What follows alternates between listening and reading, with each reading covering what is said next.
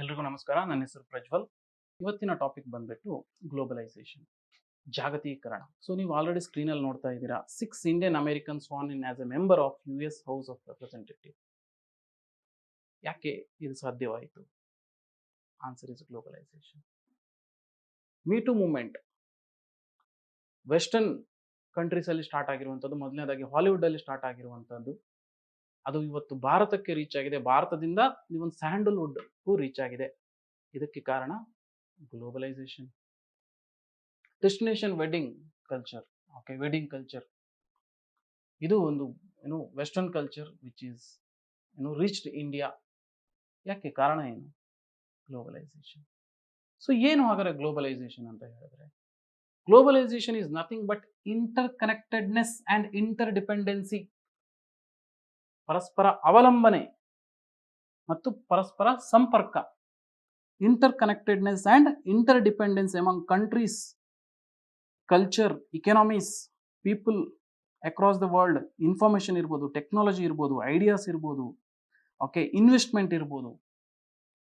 ಇದೆಲ್ಲದರ inter connectedness ಮತ್ತೆ inter ಡಿಪೆಂಡೆನ್ಸಿಯನ್ನ ನಾವು, okay, increasing inter connectedness and inter dependency, ಹೆಚ್ಚುತ್ತಿರುವ ಅವಲಂಬನೆ ಮತ್ತು ಸಂಪರ್ಕವನ್ನ ನಾವು ಗ್ಲೋಬಲೈಸೇಷನ್ ಅಂತ ಕರೀಬಹುದು.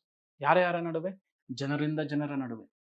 ಓಕೆ, ಹೆಚ್ಚುತ್ತಿರುವ ಇನ್ವೆಸ್ಟ್ಮೆಂಟ್ ಇರ್ಬೋದು, ಓಕೆ, ಕಲ್ಚರಲ್ ಚೇಂಜಸ್ ಇರಬಹುದು, ಓಕೆ, ಪೊಲಿಟಿಕಲ್ ಐಡಿಯಾಸ್ ಚೇಂಜಸ್ ಇರ್ಬೋದು. ಈಗ ಡೆಮೋಕ್ರಸಿ, ಓಕೆ, ಎಲ್ಲಿಂದ ಬಂದಿರುವಂಥದ್ದು? ವೆಸ್ಟ್ ಇಂದ ಬಂದಿರುವಂಥದ್ದು. Okay, then technologies, okay, technology ಏನು ಭಾರತಕ್ಕೆ ಬರ್ತಾ ಇದೆ, ಯಾಕೆ ಬರ್ತಾ ಇದೆ ಅಂತ ಹೇಳಿದ್ರೆ, answer is globalisation. One of the answer is globalisation. Westernisation ಯಾಕೆ ಇಂಡಿಯಾದಲ್ಲಿ ಆಯಿತು? One of the answer is globalisation. Modernisation ಯಾಕೆ ಇಂಡಿಯಾದಲ್ಲಿ ಆಯಿತು? One of the answer is globalisation. Globalisation ಕಾರಣ. ಹಾಗಾದ್ರೆ ಗ್ಲೋಬಲೈಸೇಷನ್ ಯಾವಾಗ ಬಂತು ಇಂಡಿಯಾದಲ್ಲಿ? ಈ ತರ ಕ್ವಶನ್ ಕೇಳಿದಾಗ ಯೂಶುವಲ್ ಆಗಿ ಸ್ಟೂಡೆಂಟ್ ಹೇಳುವಂತದ್ದು, ಸರ್ LPG ರಿಫಾರ್ಮ್ ಆದಾಗ. ಯಾಕೆಂದ್ರೆ liberalisation, privatisation, globalisation, LPG reform ಆದಾಗ ಬಂತು. ಸರ್ ಅದು LPG ರಿಫಾರ್ಮ್ ಅದರಲ್ಲೇ ಇದೆ. ರಿಫಾರ್ಮ್ ಅಂತ ಹೇಳಿದ್ರೆ ಆಲ್ರೆಡಿ ಇತ್ತು, ಅದನ್ನ ರಿಫಾರ್ಮ್ ಮಾಡ್ತಾ ಇದೀವಿ ಅಂತ ಅರ್ಥ. LPG ರಿಫಾರ್ಮ್ ಆದಾಗ ಗ್ಲೋಬಲೈಸೇಷನ್ ಬಂದಿರುವಂತದ್ದಲ್ಲ. ನಾವು LPGನ ರಿಫಾರ್ಮ್ ಮಾಡಿದ್ವಿ, ಹೆಸರಲ್ಲೇ ಇದೆಯಲ್ಲ, ರಿಫಾರ್ಮ್.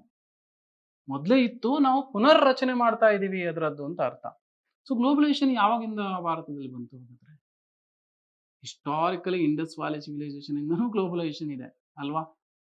ಇಂಡಸ್ ವ್ಯಾಲಿ ಸಿವಿಲೈಸೇಷನ್ ಅಲ್ಲಿ ಇರುವಂತಹ ಸೀಲ್ಗಳು ನಾವು ಮೆಸೊಪೊಟೇಮಿಯನ್ ಸಿವಿಲೈಸೇಷನ್ ಅಲ್ಲಿ ಕಾಣ್ತೀವಿ ಅಂತ ಹೇಳಿದ್ರೆ ಏನು? ಅವ್ರ ನಡುವೆ inter connectedness and inter dependency ಇತ್ತು ಅಂತ ಅರ್ಥ. So inter connectedness, inter dependency ಇದೆ ಅಂತ ಹೇಳಿದ್ರೆ there was a interconnectedness, interdependency between the globe. Globalization ಅಂತ ಹೇಳಿದ್ರೆ that increase ಆಗ್ತಾ ಇದೆ. That is a process. ಅದು ಇಂಟರ್ಕನೆಕ್ಟೆಡ್ನೆಸ್ ಅಂಡ್ ಇಂಟರ್ ಡಿಪೆಂಡೆನ್ಸಿ ಹೆಚ್ಚುತ್ತಿದೆ. ಸೊ ಇವಾಗ ಪೀಕಿಗೆ ಮುಟ್ಟಿದೆ, ಹೆಚ್ಚುತ್ತಾ ಇದೆ ಅನ್ನುವಂಥದ್ದನ್ನ ನಾವು ಗ್ಲೋಬಲೈಸೇಷನ್ ಅಲ್ಲಿ ನೋಡ್ತೀವಿ. ಐ ಹೋಪ್ ಕಾನ್ಸೆಪ್ಟ್ ಕ್ಲಿಯರ್ ಆಗಿದೆ ಇವಾಗ. ಗ್ಲೋಬಲೈಸೇಷನ್ ಅಂದ್ರೆ increasing inter dependency and inter connectedness, ಹೆಚ್ಚುತ್ತಿರುವ ಅವಲಂಬನೆ ಮತ್ತು ಸಂಪರ್ಕವನ್ನ ನಾವು ಗ್ಲೋಬಲೈಸೇಷನ್ ಅಂತ ಹೇಳ್ಬೋದು. ಎಲ್ಲಿ ಅವಲಂಬನೆ ಮತ್ತು ಹೆಚ್ಚುತ್ತಿರುವ ಸಂಪರ್ಕ? ಯಾವ ರೀಜನ್, ಯಾವ ಆಸ್ಪೆಕ್ಟ್ ಅಲ್ಲಿ?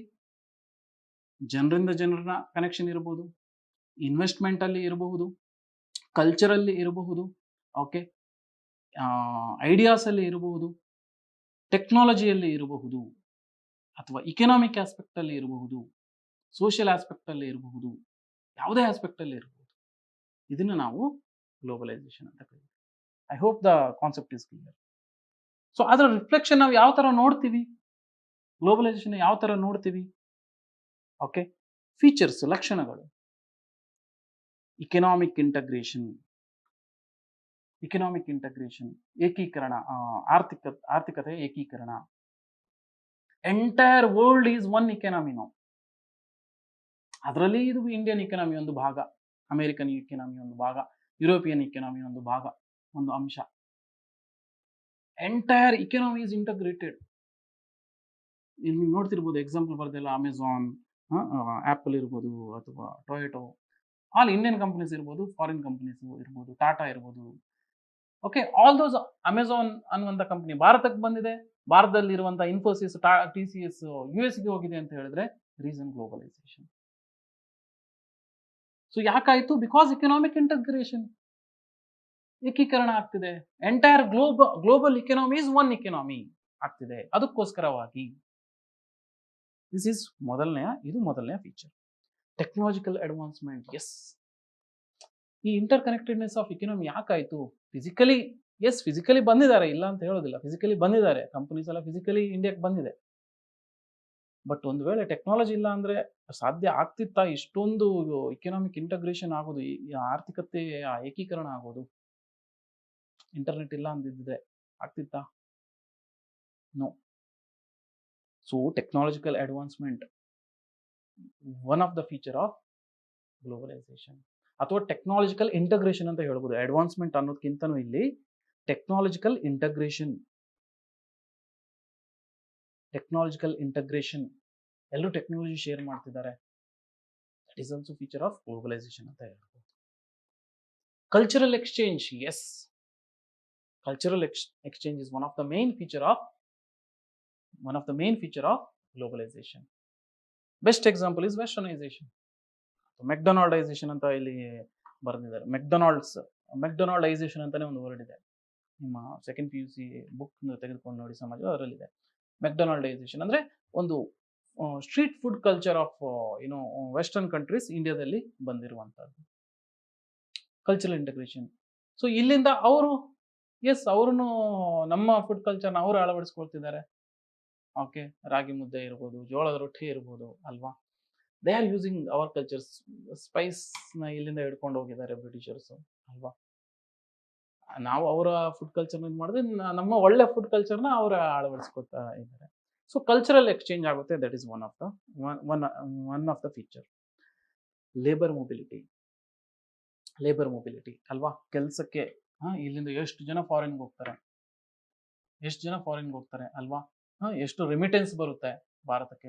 India is the highest remittance getter, one of the highest remittance getter ಅಲ್ವಾ. ಸೊ ಇಲ್ಲಿರುವಂಥ IT ಪ್ರೊಫೆಷನಲ್ಸ್ US ಗೆ ಹೋಗ್ತಾರೆ.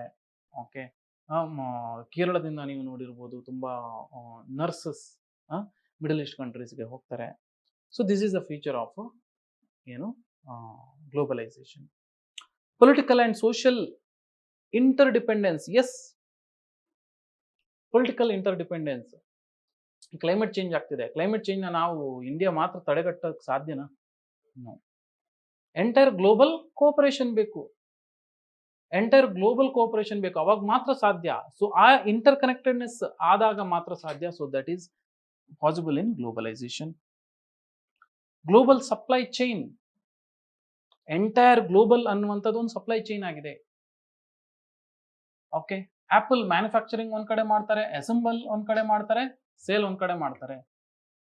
ಸೊ ಗ್ಲೋಬಲ್ ಮಾರ್ಕೆಟ್ ಅನ್ನುವಂಥದ್ದು ಒಂದು ಗ್ಲೋಬಲ್ ಸಪ್ಲೈ ಚೈನ್ ಆಗಿಬಿಟ್ಟಿದೆ.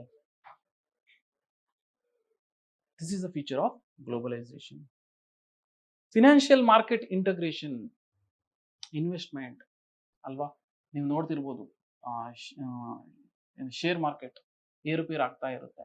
US ಅಲ್ಲಿ ಇಕನಾಮಿ ಬಿದ್ದರೆ ನಮ್ಮಲ್ಲಿ ಶೇರ್ ಬೀಳುತ್ತೆ, US ಅಲ್ಲಿ ಇಕನಾಮಿ ಚೆನ್ನಾಗಾದ್ರೆ ನಮ್ಮಲ್ಲಿ ಶೇರ್ ಒಳ್ಳೆದಾಗುತ್ತೆ. ಡಾಲರ್ಸ್ ಬಿತ್ತು ಅಥವಾ ಡಾಲರ್ಸ್ ಎಪ್ರಿಸಿಯೇಷನ್ ಆಯಿತು, ರುಪಿ ಡಿಪ್ರಿಸಿಯೇಷನ್ ಆಯಿತು.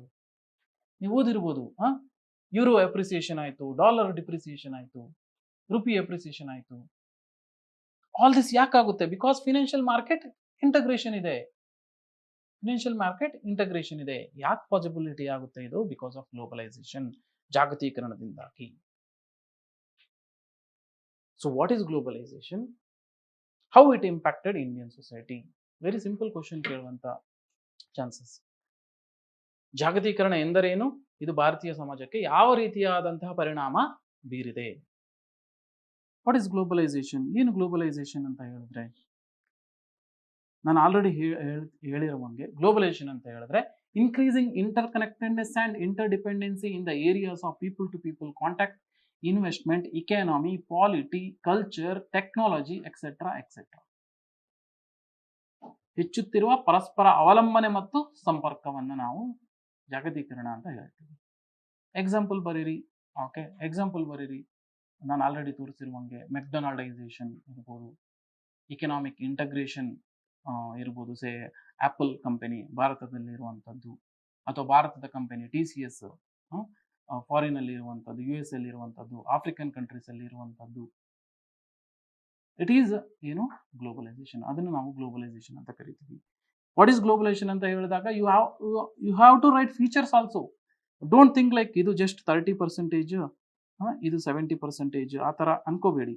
Okay, what is globalisation? ಇವರೇನು ಡಿಫೈನ್ ಗ್ಲೋಬಲೈಸೇಷನ್ ಅಂತ ಹೇಳಿಲ್ಲ, ವಾಟ್ ಈಸ್ ಗ್ಲೋಬಲೈಸೇಷನ್ ಅಂತ ಕೇಳ್ತಿದ್ದಾರೆ. You have to write features also. ಇದು 15 ಮಾರ್ಕಿಗೆ ಕೇಳಿದಾಗ. ಒಂದು ವೇಳೆ 10 ಮಾರ್ಕಿಗೆ ಕೇಳಿದ್ರು ಅಂದರೆ ಯು ಕ್ಯಾನ್ ಮಿನಿಮೈಸ್ ಮಾಡ್ಬೋದು, ಯಾಕೆಂದರೆ ಇಂಪ್ಯಾಕ್ಟ್ ಜಾಸ್ತಿ ಬರಿಬೇಕಾಗುತ್ತೆ. ಬಟ್ 15 ಮಾರ್ಕಿಗೆ ಕೇಳಿದಾಗ ಇವನ್ ಫೀಚರ್ಸ್ನು ಬರೆದು ಎಕ್ಸ್ಪ್ಲೈನ್ ಮಾಡಿ, ಫೀಚರ್ಸ್ನ ಬರೆದು ಎಕ್ಸ್ಪ್ಲೈನ್ ಮಾಡಿ. ಅಬೌಟ್ ಒಂದು 40% should be on what is globalization, 60% should be how it impacted Indian society ಅನ್ನುವಂಥದ್ದನ್ನ ಅಡ್ರೆಸ್ ಮಾಡಬೇಕು. Okay, so first what is globalisation definition ಬರೀತೀರಾ, ದೆನ್ ಒಂದು 3 ಫೀಚರ್ಸ್ ಬರೆದು ನೀಟಾಗಿ ಎಕ್ಸ್ಪ್ಲೈನ್ ಮಾಡ್ತೀರಾ ಏನು ಗ್ಲೋಬಲೈಸೇಷನ್ ಅಂದರೆ ಏನು ಅಂತ. Then you will give a sub heading impact on Indian society. Impact on Indian society ಯಾವ ಥರ ಇಂಪ್ಯಾಕ್ಟ್ ಆಗುತ್ತೆ ಇಂಡಿಯನ್ ಸೊಸೈಟಿಗೆ? ನಾನು ಆಲ್ರೆಡಿ ಮಾಡರ್ನೈಸೇಷನಲ್ಲಿ ಐ ಥಿಂಕ್ ನಾನು ಹೇಳಿದ್ದೆ ನಿಮಗೆ ಸ್ಟ್ರಕ್ಚರ್ ಯಾವ ಥರ ಮಾಡ್ಬೋದು. ಎಲ್ಲದಕ್ಕೂ ಒಂದೇ ಇಂಪ್ಯಾಕ್ಟ್ ಆನ್ ಇಂಡಿಯನ್ ಸೊಸೈಟಿ ಅಂತ ಹೇಳಿದ ತಕ್ಷಣ ಎಲ್ಲದಕ್ಕೂ ಒಂದೇ. ಓಕೆ, ಇನ್ಸ್ಟಿಟ್ಯೂಷನಲ್ ಅಪ್ರೋಚ್ ನಾನು ಹೇಳ್ಕೊಡುವಂಥದ್ದು. Okay, how globalisation impacted family, how globalisation impacted religion, okay, caste ಮೇಲೆ ಯಾವ ಥರ, ಓಕೆ, ಟ್ರೈಬ್ಸ್ ಮೇಲೆ ಯಾವ ಥರ, ದೆನ್ ಪಾಲಿಟಿ ಮೇಲೆ ಯಾವ ಥರ, ಓಕೆ, ಇಕಾನಮಿ ಮೇಲೆ ಯಾವ ಥರ, ಈ ಥರ ವೇರಿಯಸ್ ನೀವು ಇನ್ನೂ ಯೂಸ್ ಮಾಡ್ಬೋದು. ವಿಮೆನ್ ಮೇಲೆ ಯಾವ ಥರ, ಓಕೆ, ಓಲ್ಡ್ಗೆ ಯಾವ ಥರ ತೊಂದರೆ ಆಗುತ್ತೆ, ಟೆಕ್ನಾಲಜಿಕಲ್ ಯಾವ ಥರ ಚೇಂಜ್ ಆಗಿರ್ಬೋದು, ಈ ಥರ ತುಂಬ ಸಿಗುತ್ತೆ. ಒಂದು 10ರಿಂದ 15 ತನಕ ಸಿಗುತ್ತೆ. ಓಕೆ, ಒಂದು 6-7 ಬರೆದ್ರು ಸಾಕು ಅಲ್ವಾ? This is how you have to structure. ಈ ಥರ ನೀವು ಸ್ಟ್ರಕ್ಚರ್ ಮಾಡಬೇಕು. Then in conclusion, inter connectedness and inter dependency increase ಆಗ್ತಾ ಇದೆ ಅಲ್ವಾ? Inter connectedness, inter dependency increase ಆಗ್ತಾ ಇದೆ. ಸೊ ಯಾವುದೋ ಒಂದು ಕಂಟ್ರಿಯಲ್ಲಿ ಏನಾದ್ರು ವಾರ್ ಆದರೆ ಇಂಡಿಯಾಗೆ ಇಂಪ್ಯಾಕ್ಟ್ ಆಗುತ್ತೆ. ಇಸ್ರೇಲ್ ಆ್ಯಂಡ್ ಪ್ಯಾಲೆಸ್ಟೈನ್ ವಾರ್ ಆಗ್ತಿತ್ತು, ಇಂಡಿಯಾಗೆ ಇಂಪ್ಯಾಕ್ಟ್ ಆಯಿತು. ರಷ್ಯಾ ಉಕ್ರೇನ್ ವಾರ್ ಆಗ್ತಿತ್ತು, ಇಂಡಿಯಾಗೆ ಇಂಪ್ಯಾಕ್ಟ್ ಆಗುತ್ತೆ. Right? So it is the duty of government to effectively govern about globalisation. Globalisation ಯಾವ ಥರ ನೆಗೆಟಿವ್ಲಿ ಇಂಪ್ಯಾಕ್ಟ್ ಆಗಬಾರ್ದು ಅನ್ನೋದನ್ನ ಗವರ್ನಮೆಂಟ್ ನೋಡ್ಕೋಬೇಕು. They should not allow negatively impact Indian society. ಯಾರು? Government should not allow government should not allow globalisation to negatively impact Indian society. ಋಣಾತ್ಮಕವಾಗಿ ನಮ್ಮ ಸಮಾಜದ ಮೇಲೆ ಯಾವುದೇ ರೀತಿಯಿಂದ ಪರಿಣಾಮ ಬೀರದಂತೆ ಸರ್ಕಾರವು ನೋಡಬೇಕು ಅನ್ನುವ ಒಂದು ಸ್ಟೇಟ್ಮೆಂಟ್, ಈ ಥರ ಒಂದು ಸ್ಟೇಟ್ಮೆಂಟ್ ಕೊಟ್ಟು you can end the answer. Thank you very much.